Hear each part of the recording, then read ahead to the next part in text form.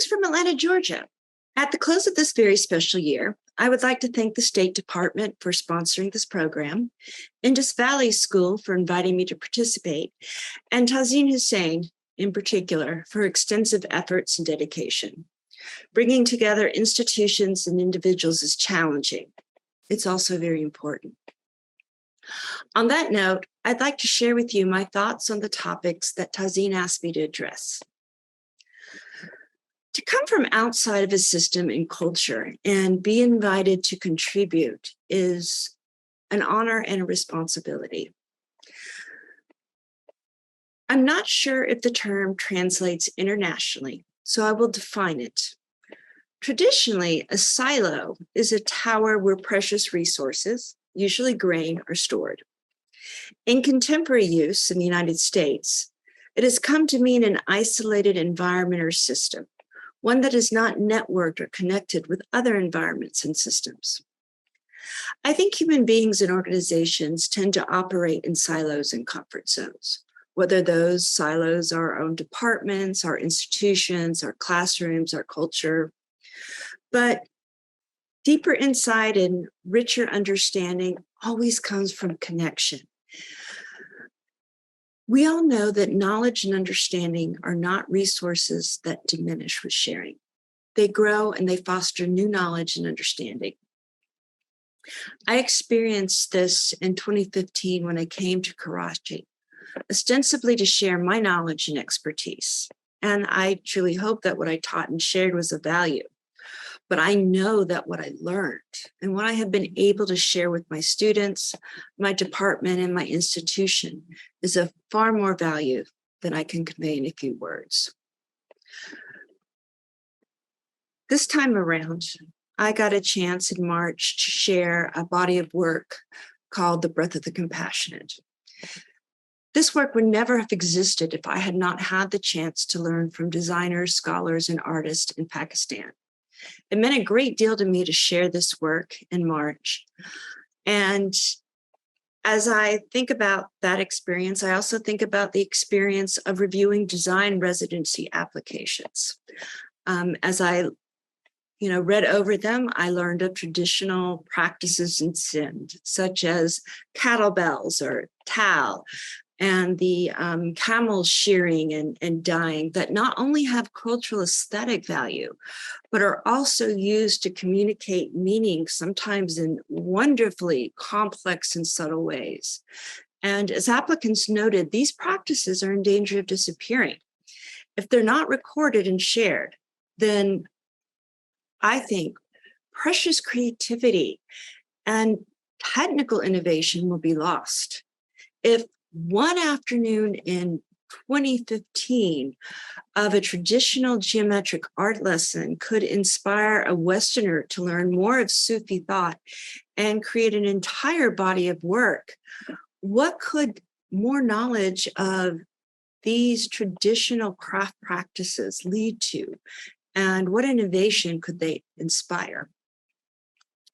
To return to the silo analogy, I felt that my main connection with the program was to just a few of the nodes in the system.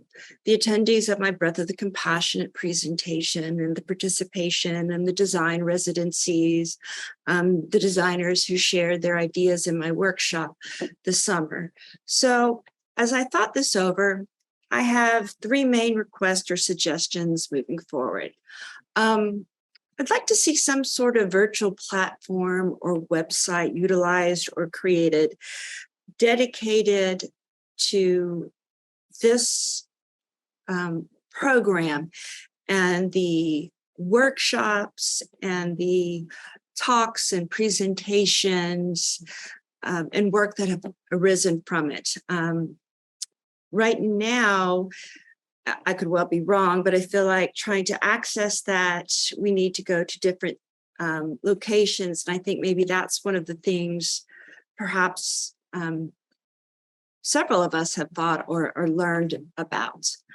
The other thing that has crossed my mind is that Perhaps there would be a way for academics, communication designers, programmers, product designers in Southeast Asia to collaborate on some sort of database or platform that is similar to the databases that American academics have available to them through their libraries. And these are extremely expensive, and certainly without large institutional budgets, you could not create or access them, but perhaps something on a smaller scope might be possible.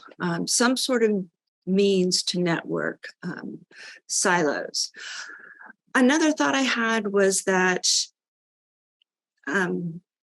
perhaps there could be more. You could share resources, information about conferences that are taking place globally that are virtual and hybrid. Among all the losses of the pandemic, I think that's been one of the gains, and there can be ways to participate. I've shared a few in the past and some things, but I'd love to share the platforms and the few things I know about as well.